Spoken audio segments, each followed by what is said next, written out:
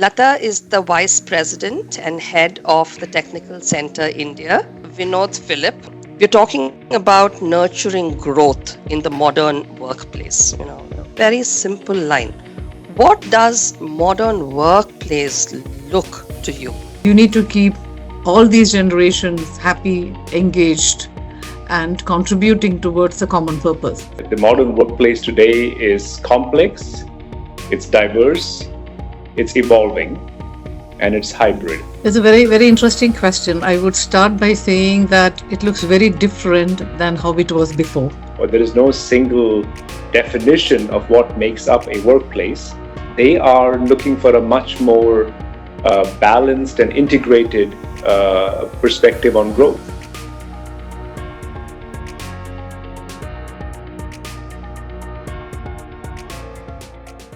I thought that was very insightful, especially when you spelt out the purpose in the way that you did, Latha, right? Talking about safety, joy of use, ease of use.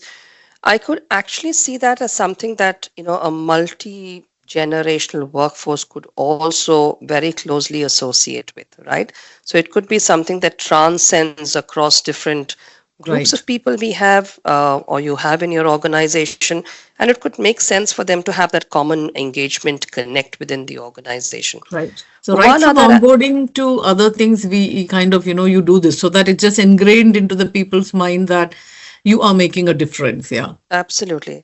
The other thing that I found very relevant, and I've also heard Vinod speak about it quite often, write about it as well, is about mentorship, right? And the impact that reverse mentorship also has. Traditionally, mentorship has always been about somebody out there looking down at somebody down below. But Vinod, I've heard you speak about this in a very passionate way, right? So in the context of growth and how you're doing it, I know you're passionate about reverse mentorship. You've done it yourself. But have you been able to build it into the organization? Is that easy, especially from a mindset perspective? And does that have any benefit, especially as we try to work with different groups, each of who have their own learning and their own knowledge base? Yeah.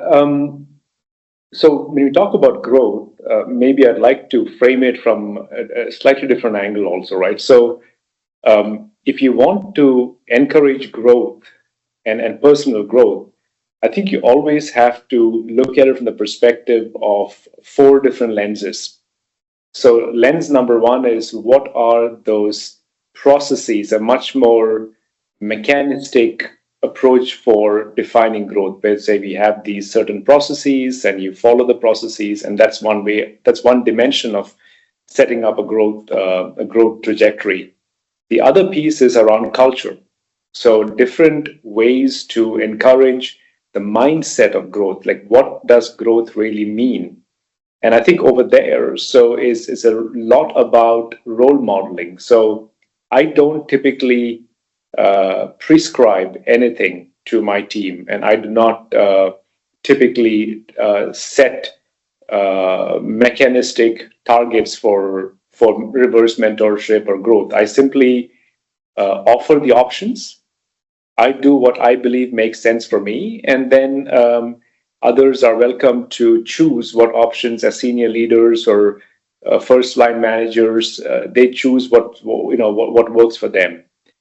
The third dimension is the dimension of a team. So when there is a team spirit and the team is keen on growing as a team, then people also individually will grow within that team.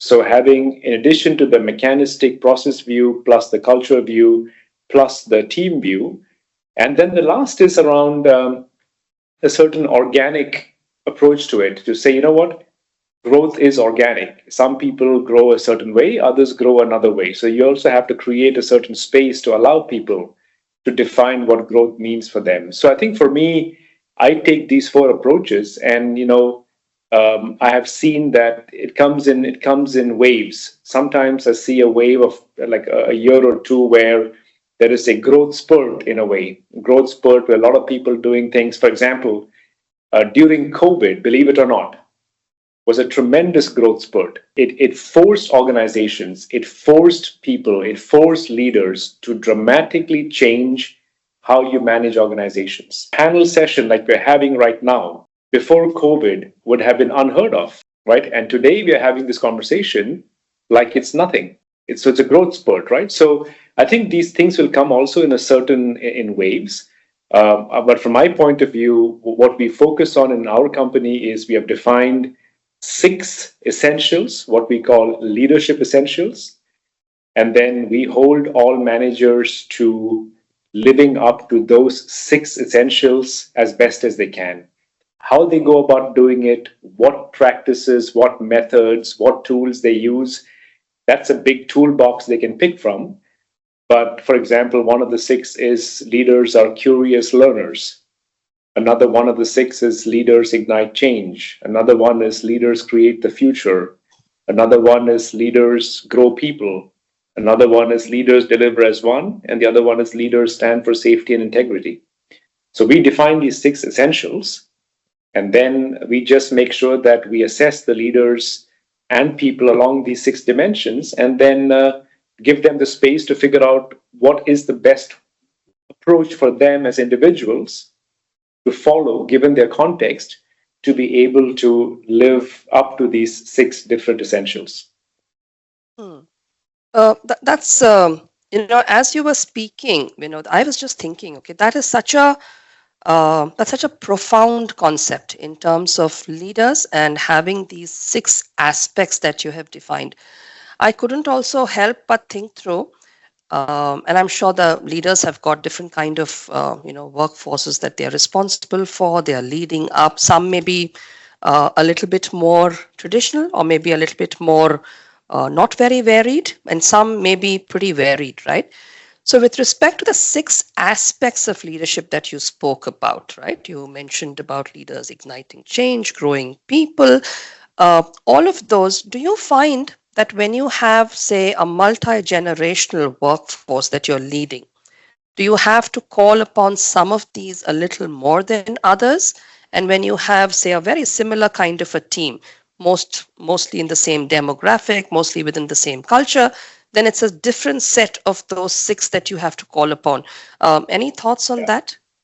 So that's exactly right. And I think so these six are the framework, but every year or in every organization, 1 or 2 of these might be more relevant for that moment. So for example, right now in wind power, the 2 that we are focusing on, because of some of the challenges we have faced in the business, it is a business that has grown dramatically fast with a lot of new people coming in, young people coming in, because the renewables business is a very relatively new business compared to our conventional generation business, which is 150 years old. Renewables is about 25 years old. So the demographic mix of the wind power business is, generally speaking, a bit different from the rest of the company. So for us in wind, at this point in time, there are 3 things of the 6 that we are giving a slightly higher priority. The first is growing our people. The second is safety and integrity, because the wind industry is an industry where safety is a challenge. If you think about these wind turbines that are 100 meters tall onshore or 200 meters tall offshore, how do you make sure that people who work on these turbines are safe? And then the third is around delivery, because it's a fast growing business. So we need to make sure that we are delivering on our commitments and delivering as a team. So of the 6 that I mentioned, while all 6 are important, for this year, we are focusing on these 3. And then we will look at how we go over the course of the financial year. And then next year, we might keep it or we might modify it a little bit so that we put a bit of a focus and thrust on another 1 or 2 of these 6. Excellent. Okay, that is very insightful. And I think the clarity with which you can actually call it out now that you have, say, 6, and then seeing what stage of the business, what needs to kick in or get amplified, I thought it was a brilliant takeaway. I think it's also helpful from my perspective as we think about it from a Quest Global standpoint to see how we use maybe a similar approach or methodology. Lata, I will take a slightly different spin over here and maybe ask for your views on something. Um, when you have people who are there, across different sectors, in different age groups, criteria, in different stages of, let me say, digital fluency for that Mhm. matter, uh, how easy or how difficult is it for you to then enhance or even upskill with respect to taking people from where they are today to what is needed for, say, the workforce of tomorrow? Is that simple for you? And because of the different people who you have in the mix, what is any special strategy that you have found to be exceptionally beneficial in addressing it? Yeah, so I was just reflecting on what Vinod told about, that brings out also an element of continuous learning, right? So I think one of the elements that we reinforce very often in Continental is basically, that we need to have continuous learning for continuous growing of self, as well as your teams, as well as for business, right? So learning is, it's not an option. Yeah, you need to have it. And especially if you look at an industry like automotive, the last decade has probably seen the transformation of technology more than the last century itself. So, starting from a pure mechanical device to moving to an IoT device to a software powered device, the changes are so much that unless you upskill continuously and upgrade yourself, there is it's not a question of even excellence. There's no existence itself, right?